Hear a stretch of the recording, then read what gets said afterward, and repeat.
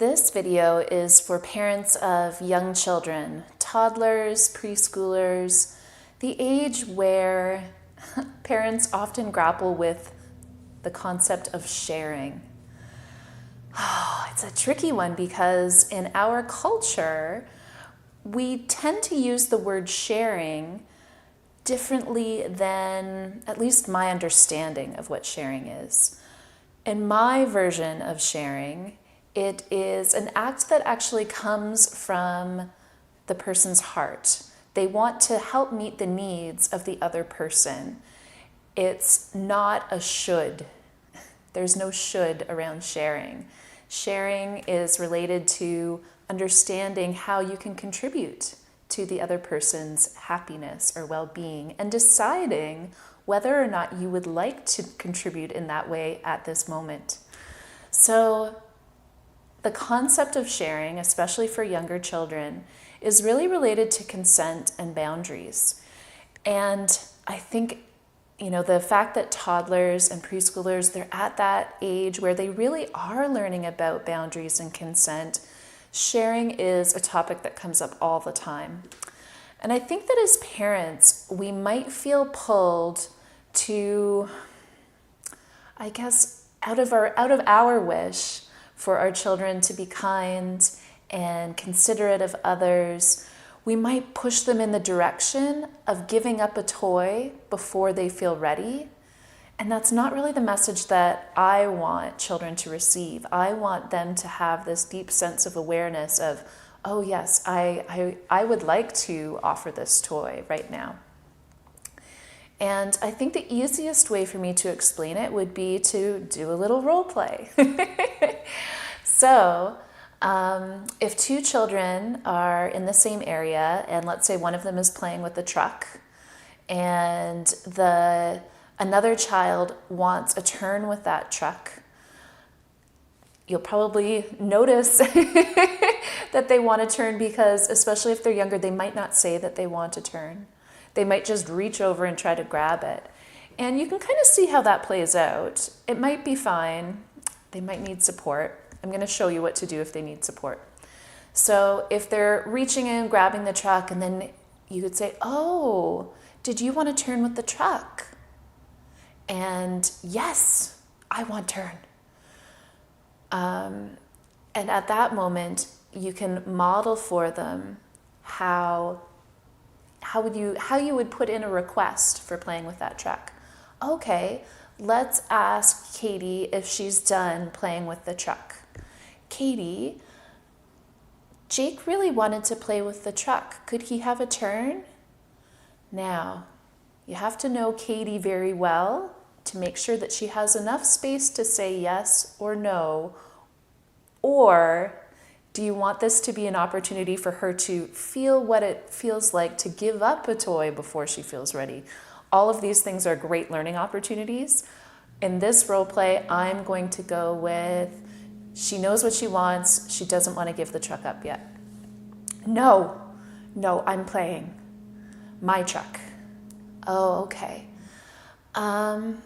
Okay, well, Jake, Katie's having a turn with the truck. Maybe we could ask her to play with the truck when she's done. Yes. And then maybe he doesn't quite know how to put that request back to Katie. So you can sort of hold his hand, go parallel to him. You're right at their level so that you're parallel with Jake, and it's as though you're helping him to make the request. So Katie, when you're done playing with the truck, can you tell John he wants a turn next? Super simple. And usually Katie will be like, okay.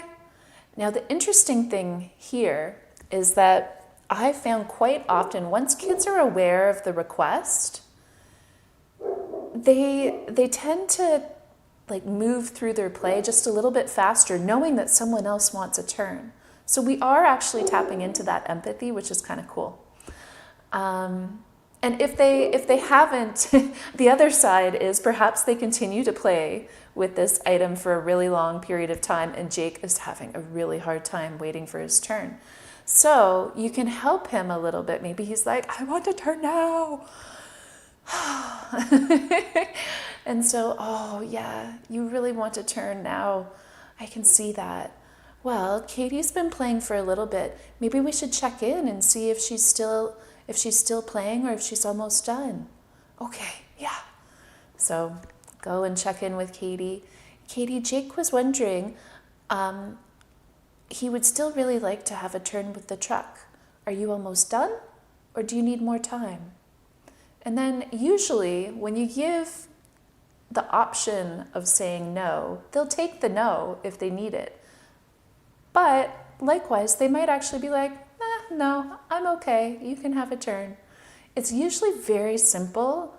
The thing that kids don't have as much practice with is figuring out how to make the request.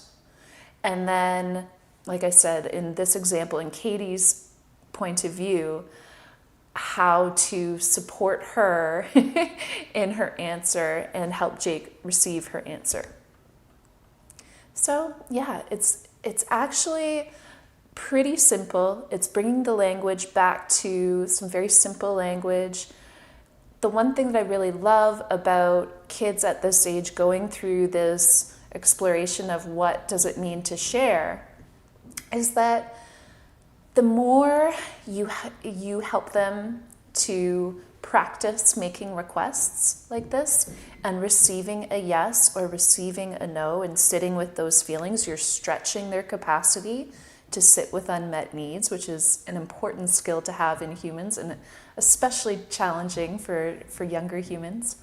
But the more you do this, the better they'll get at having those requests coming easily to them when it's their turn to put in the request. So it will come naturally to them to ask requests. They will probably also get really good at understanding their needs, their boundary and consent needs. So they'll feel really comfortable saying no or exploring what it feels like to say no. And I think the other thing is over time, they tend to feel like because it's actual sharing, there isn't that same sense of needing to hoard the items or hoard the toys or feel really protective around certain toys. There may always be a no for some really special toys, and that's okay.